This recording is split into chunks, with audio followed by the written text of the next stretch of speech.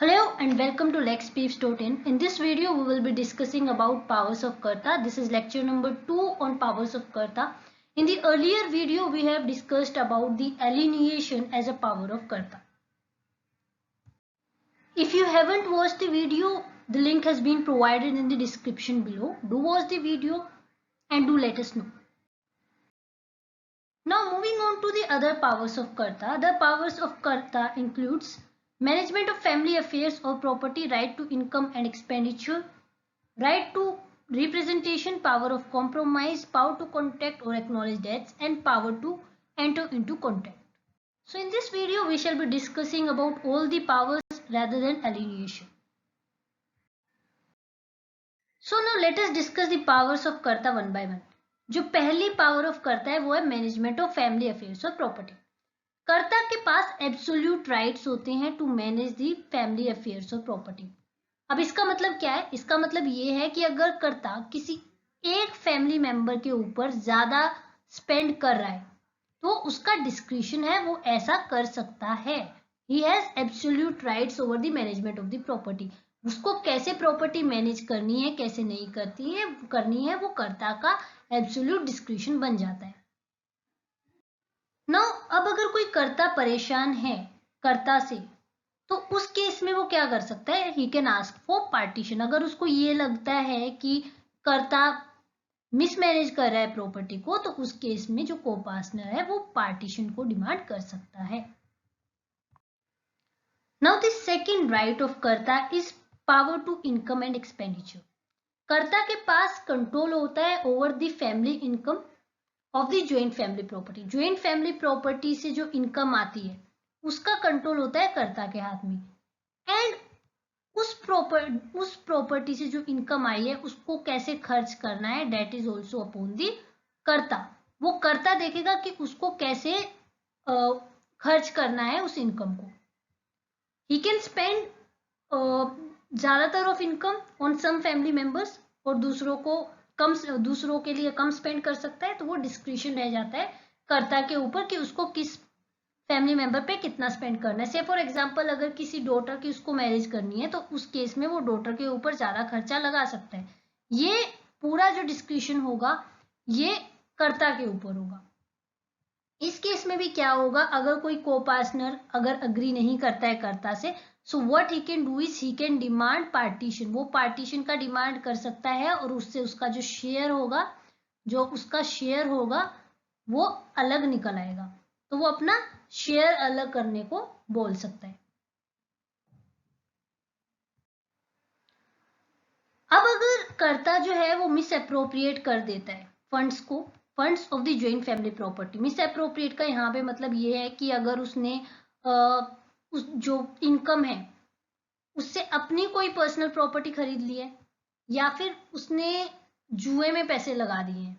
So in that case उसने वो जो इनकम है वो मिस अप्रोप्रिएट कर दी है या फिर ऐसी जगह पे स्पेंड कर दिया which is not for the benefit of the joint family property और in which joint family was not interested. तो उस केस में क्या होगा, he has to make good to them their shares. ठीक है.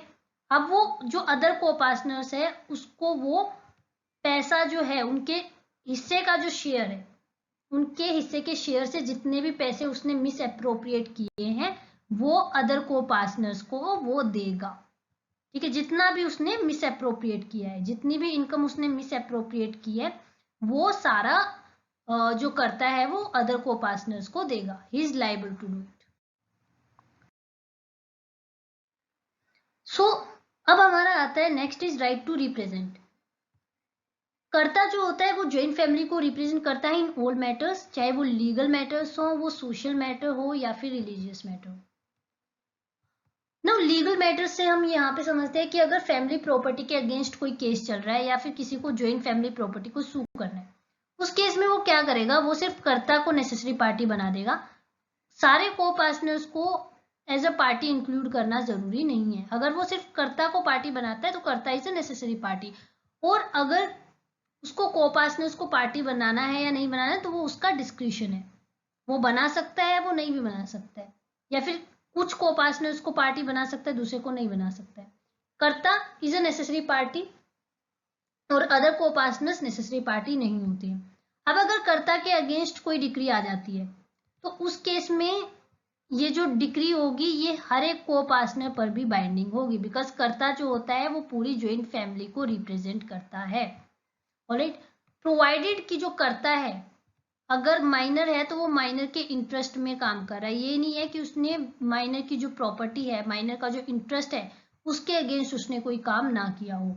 अगर माइनर के इंटरेस्ट के लिए उसने कुछ किया है तो वो जो डिक्री होगी वो बाइंडिंग होगी।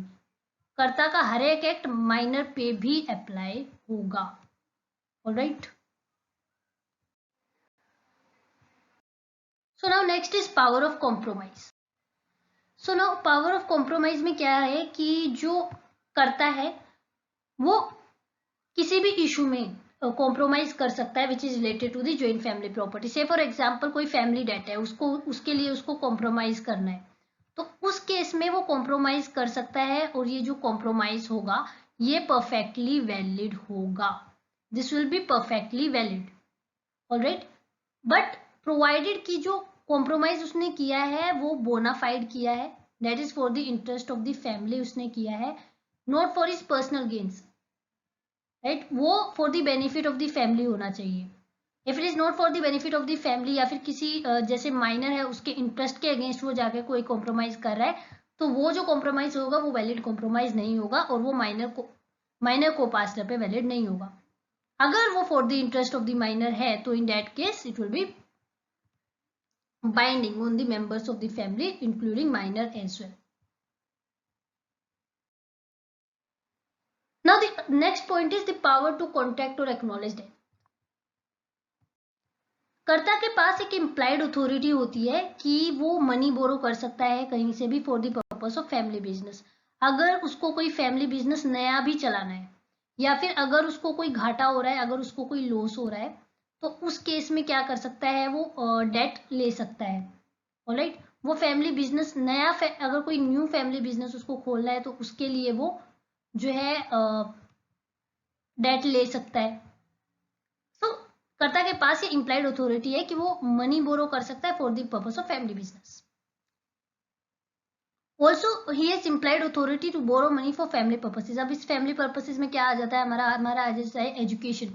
अगर एजुकेशन ऑफ को पार्टनर्स के लिए वो कर रहा है, ठीक है, या फिर को पार्टनर के चिल्ड्रन के लिए एजुकेशन के लिए वो पैसा ले रहा है, डेट ले रहा है, तो उस केस में वो वैलिड होगा। या फिर वो मैरिज के लिए, मैरिज ऑफ को पार्टनर्स के लिए वो ले रहा है तो भी वो वैलिड होगा।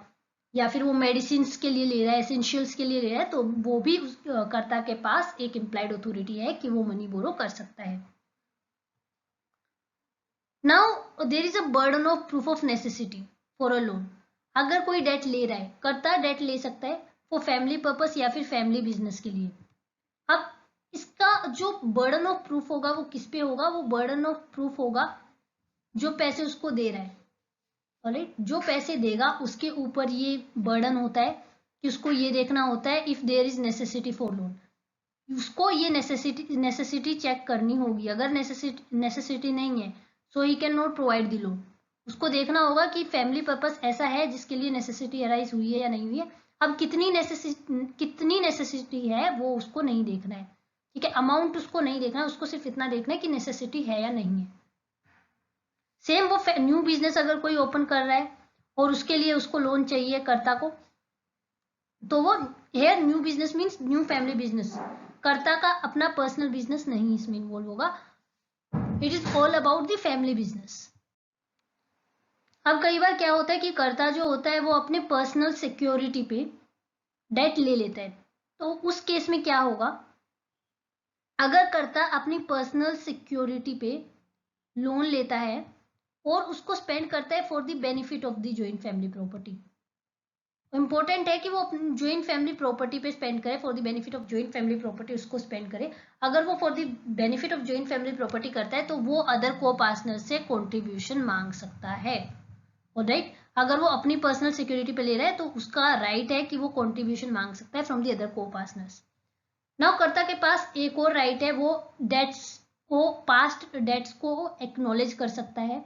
ही कैन से कि ठीक है, मैं आपका जो पास्ट डेट्स जो है जो लिए गए हैं मैं उसको रीपे करूंगा। तो मैनेजर कर्ता के पास ये पूरा राइट है कि वो जो पेमेंट है, जो डेट है उसको रीपे करें, या फिर वो पार्ट पेमेंट ऑफ डेट भी कर सकता है, वो एक्नॉलेज कर सकता है पास्ट डेट्स। लेकिन अगर मैनेजर या फिर कोई अदर मेंबर जो है वो फैमिली से अलग हो गया है, उसने पार्टीशन कर लिया है, तो उस केस में जब उन्होंने पार्टीशन कर लिया है तो कर्ता पार्टीशन के बाद किसी और मेंबर को लायबल नहीं कर सकता है। ऑलराइट, तो वो उस मेंबर के अगेंस्ट अलाइव नहीं होगी दोबारा से। अगर पार्टीशन के बाद अगर कर्ता अगर डेट एक्नॉलेज करता है तो उस केस में कर्ता को ही पे करना पड़ेगा। वो जो अदर मेंबर जो उससे अलग हो गया है पार्टीशन के बाद, वो उसके ऊपर उस डेट को अलाइव नहीं कर सकता है। ये सिर्फ तब तक होगा जब तक जो फैमिली है वो ज्वाइंट है। अगर ज्वाइंट फैमिली प्रॉपर्टी है तो हर एक को पार्टनर के ऊपर जो होगा, हर एक को पार्टनर के लिए वो डेट अलाइव हो जाएगी। लेकिन अगर पार्टीशन हो चुका है तो सिर्फ उनके लिए होगा जो ज्वाइंट है। Now the last is power to enter into contract. Karta has the power to enter into the contract. वो किसी के भी साथ पार्टनरशिप कर सकता है, किसी के साथ कॉन्ट्रैक्ट कर सकता है किसी चीज के लिए, तो कर्ता के पास ये पावर है। और ये जो कॉन्ट्रैक्ट होगा वो एनफोर्सिएबल होगा against the family members as well. Alright, so this was all for the powers of the karta. Hope you like the video. Do subscribe to our channel for all such videos and receive updates. Thank you.